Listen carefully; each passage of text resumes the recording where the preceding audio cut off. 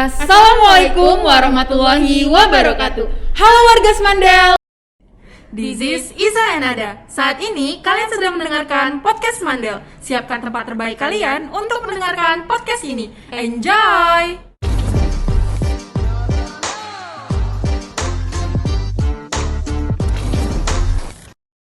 Balik lagi nih bersama kami dari podcast Mandel. Nah, di sini bersama aku Nada Trimartafoni dari kelas 11 MIPA 10.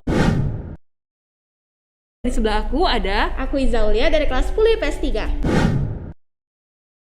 Nah, jadi di episode kali ini kita udah memilih 10 pertanyaan dari question box yang udah kita share di Instagram OSIS untuk dijawab oleh narasumber dari Rohis dan bekerja sama dengan tim Agasis.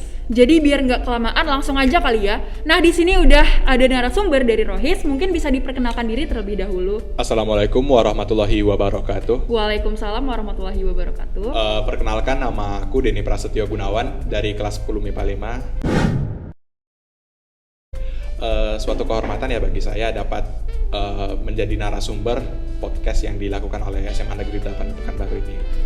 Cuman itu sih yang dapat saya bilang ya sebagai perkenalan. Oke, jadi langsung aja kali ya kita bakal ngejawab pertanyaan dari netizen Semandel. Nah, di pertanyaan pertama, haruskah kita menghatamkan Al-Quran saat bulan Ramadan? Nah, sebelum menjawab pertanyaan-pertanyaan yang diberikan oleh netizen Semandel, ada beberapa hal yang mau saya sampaikan ya. Yang pertama, saya bukanlah guru. Yang kedua, saya bukanlah orang yang berilmu tinggi. Dan juga saya orang yang masih belajar. Nah, apabila saya ada kesalahan, mohon diperbaiki dan jangan dihujat ya. Okay. Nah, kembali ke pertanyaannya. Apakah kita diwajibkan atau diharuskan menghatamkan Al-Quran saat bulan Ramadan? Jawabannya adalah tidak. Akan tetapi, jawaban tidak ini bukan berarti kita tidak membaca Al-Quran ya. Membaca Al-Quran adalah sebuah anjuran yang sangat dianjurkan dilakukan di bulan Ramadan. Karena membaca Al-Quran merupakan sebuah amalan yang sangat-sangat baik ya untuk kita umat Islam itu sendiri. Ya, benar. Nah, sebagaimana yang kita ketahui bersama, amalan-amalan baik yang dilakukan pada bulan Ramadan itu pahalanya dilipat gandakan. Pada malam Lailatul Qadar saja bahkan amalan-amalan kita itu dinilai 1000 bulan lebih baik dari bulan-bulan biasanya.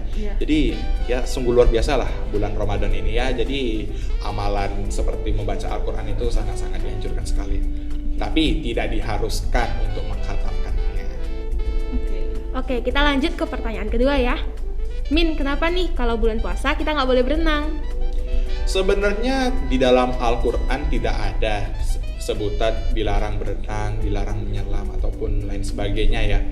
Akan tetapi berenang kan dapat memasukkan air ke dalam tubuh kita dari rongga tenggorokan, rongga hidung dan lain sebagainya. Sehingga ditakutkan dapat membatalkan puasa kita. Selain itu untuk menghilangkan rasa keraguan yang ada pada diri kita, jadi ada baiknya untuk dihindari terlebih dahulu lah. Kan masih ada bulan-bulan lain untuk berenang ya kan. Ada nggak ya momen lucu pas nunggu buka puasa? Sebenarnya selama bulan puasa ini untuk saya pribadi saya tidak memiliki momen lucu apa-apa ya selama menunggu berbuka puasa. Akan tetapi saya ada pengalaman lah ini baru beberapa hari yang lalu.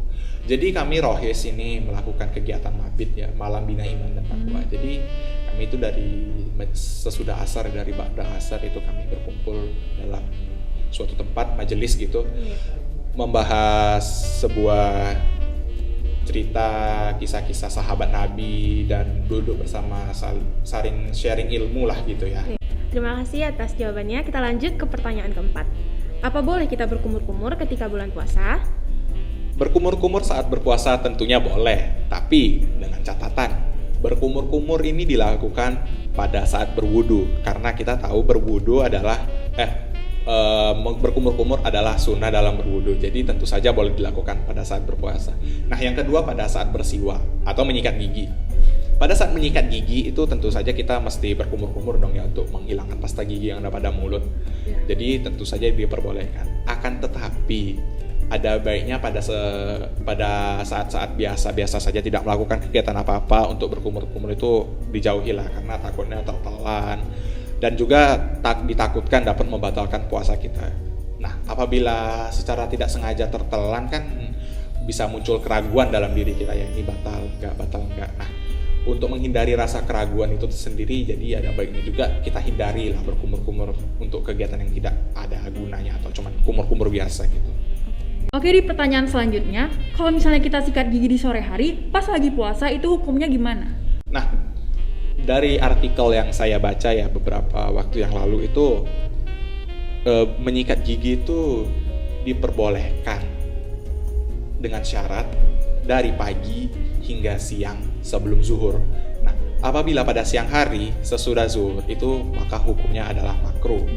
Karena ya itu tadi seperti berkumur-kumur tadi ditakutkan dapat membatalkan puasa. Karena kan ya kita tahu sendiri deh kalau pasta gigi itu bisa menyebabkan rasa segar dalam mulut kita, dan mungkin juga pada saat berkumur-kumur menyebabkan air tertelan dan yang ada malah puasa kita batal gitu ya. Jadi ada baiknya pada siang hari itu kita menghindari deh bersikat gigi. Oke, kita lanjut ke pertanyaan ke-6. Gimana sih bedanya puasa tahun ini sama puasa tahun-tahun sebelumnya? Puasa tahun ini untuk saya pribadi ya cukup berbeda, karena pada puasa kali ini sudah sedikit bebas lah dari puasa sebelumnya. Karena kan kita tahu puasa sebelumnya masih berada kayak pandemi banget lah gitu kan, kayak masjid aja cuma separoh. Nah sekarang kan udah mulai bebas gitu ya. Nah itu sebenarnya hal-hal yang bisa kita syukuri. Selain itu, tahun ini merupakan tahun pertama saya di SMA Negeri 8 Pekanbaru. Jadi puasa kali ini cukup berbeda karena di SMA Negeri 8 Pekanbaru ada kegiatan pada bulan puasa ini yaitu pesantren kilat. Nah, sedikit membahas mengenai pesantren kilat ya. Pesantren kilat ini menurut saya sebuah kegiatan yang cukup baik dilakukan di sekolah. Terlebih lagi dilakukan pada saat bulan Ramadan. Karena selain untuk meningkatkan rasa iman dan rasa takwa kita kepada Allah Subhanahu wa taala, pesantren kilat ini juga bisa menjadi tempat kita untuk ajang mencari ilmu lah sebanyak-banyaknya, dan juga saling menjaga ukhuwah Islami antara kita dan teman-teman kita. Jadi tentu saja pesantren kilat ini sesuatu hal yang baik untuk dipertahankan ke depannya.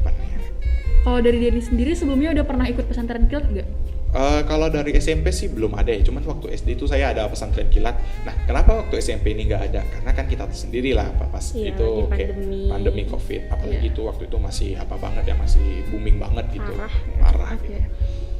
Oke, di pertanyaan selanjutnya, biasanya ngapain aja sih buat ngisi waktu saat berbuka? Nah, saya kalau ngisi waktu sebelum berbuka ini sih biasanya ya membaca, karena hobi saya itu membaca. Selain membaca, saya juga main bersama teman saya, bermain game online. Akan tetapi sedikit catatan bagi teman-teman semua yang bermain game online, harap membagi waktunya dengan baik. Ya, benar. Karena dalam suatu hadis Nabi SAW pernah berkata dengan seorang pemuda, jagalah 5 hal sebelum 5 hal, yaitu yang pertama, hidupmu sebelum matimu. Yang kedua, waktu senggangmu sebelum waktu sempitmu. Yang ketiga, sehatmu sebelum sakitmu. Yang keempat, kayamu sebelum miskinmu. Dan yang terakhir adalah masa mudamu sebelum datang masa tuamu. Nah, jadi dalam hadis ini kita dapat mengetahui bahwasanya kita sebagai umat Islam itu harus pandai bagaimana kita membagi waktu untuk hal yang baik dan bagaimana kita mengontrol untuk diri kita sendiri. Nah, pada hadis yang lain pula yang diriwayatkan dari Ibnu Tirmizi, Nabi Muhammad diriwayatkan dari hadis Bukhari ya, nomor 5399. Nabi Muhammad SAW berkata bahwasanya ada 2 hal nikmat yang Allah berikan kepada manusia, namun seringkali disia-siakan atau bahkan ditinggalkan, dilupakan, dan ya dibuang itu saja oleh manusia. Ya, ini yang pertama adalah kesehatan, dan yang kedua adalah waktu luang atau waktu senggang. Jadi kita harus mengisi waktu senggang kita dengan kegiatan yang bermanfaat gitu loh, sehingga kita tidak menyia-nyiakan waktu senggang yang ada pada kita. Iya, benar. Terima kasih atas jawabannya. Kita lanjut ke pertanyaan ke-8. Kak, gimana sih cara nahan diri supaya nggak budi? Mungkin ada yang bertanya budi itu apa. Jadi budi itu bukan diam-diam pas bulan puasa. Kita secara sembunyi-sembunyi minum atau makan gitu kan. Padahal kita tahu buka puasa sebelum azan maghrib, padahal saat puasa itu nggak boleh ya kan. Iya. Nah, bagaimana cara untuk mencegah diri supaya tidak melakukan budi pada saat bulan puasa ini adalah dengan cara meningkatkan rasa keimanan pada diri kita. Selain meningkatkan rasa keimanan pada diri kita, kita juga tentunya harus makan yang cukup pada saat sahur dan juga minum dengan cukup pada saat sahur. Karena kan kita nggak mau kekurangan cairan pada saat puasa, dan juga kita nggak mau kan kelaparan pada saat bulan puasa. Nah, selain keimanan tadi, rasa lapar dan rasa haus juga pasti akan kayak membuat kita, udahlah aku buka aja lah, nggak tahan lagi nih. Jadi ada baiknya kita makan dengan cukup. Nah, tapi ini berbeda kasus ya apabila kita bangun terlambat pada saat sahur. Nah, itu kita ya harus mandilah, karena kan itu sebuah kesalahan pada kita gitu loh, karena kita nggak mampu mengkontrol jadwal tidur dengan baik. Oke, di pertanyaan selanjutnya, apakah boleh makan atau minum saat azan subuh sudah dikumandangkan?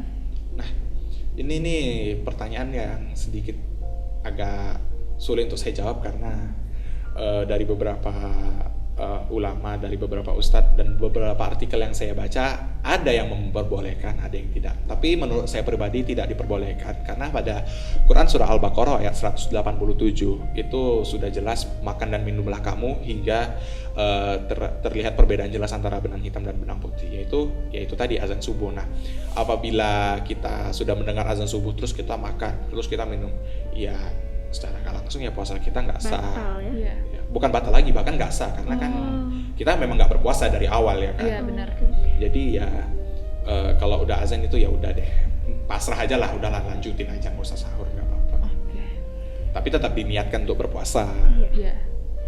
Oke, kita sampai di pertanyaan terakhir, yaitu pertanyaan ke-10. Jadi pertanyaan itu, tidur saat puasa adalah ibadah. Lantas bagaimana hukumnya jika tidur sepanjang hari saat puasa? Sebelumnya saya mau bertanya, memangnya ada yang bisa tidur sepanjang hari saat puasa? Ada kali ya, banyak mungkin. Banyak. Oke lah, kalaupun ada oke. Nah, memang tidur pada saat bulan puasa ini adalah ibadah. Tapi kan ada ibadah-ibadah lain seperti sholat dan lain sebagainya. Ya. Apabila kita tertidur seharian, otomatis sholat pasti ditinggalkan. Iya, benar banget. Nah, kalau mungkin bertanya pada hukum puasa kita tetap sah apabila kita berniat untuk berpuasa. Tapi kan ibadah tidak hanya tidur itu tadi ya kan. Sholat juga menjadi salah satu ibadah yang wajib dilakukan oleh umat Islam. Jadi puasanya tetap sah, cuman kandungan dari puasanya itu tidak begitu sempurna gitu loh. Bahkan mungkin ibaratnya pincang lah. Dia tetap ada, cuman dia nggak sempurna gitu. Dan juga ya sangat dianjurkan untuk tidak tertidur seharian karena banyak kegiatan baik positif lagi yang bisa yang kita lakukan. Seperti yang tadi sudah saya bilang ya kan, banyak manusia yang menyia-nyiakan kesempatan waktu luangnya. Jadi itu ya sangat tidak dianjurkan lah. Iya. Oke, sangat luar biasa ya jawaban dari teman kita dari tim Rohis. Semoga ini bisa bermanfaat bagi kita dan bisa kita terapkan dalam kehidupan sehari-hari. Terima kasih juga atas kontribusinya untuk tim Rohis dan tim Agasis. Jangan lupa tungguin podcast edisi Ramadan selanjutnya ya.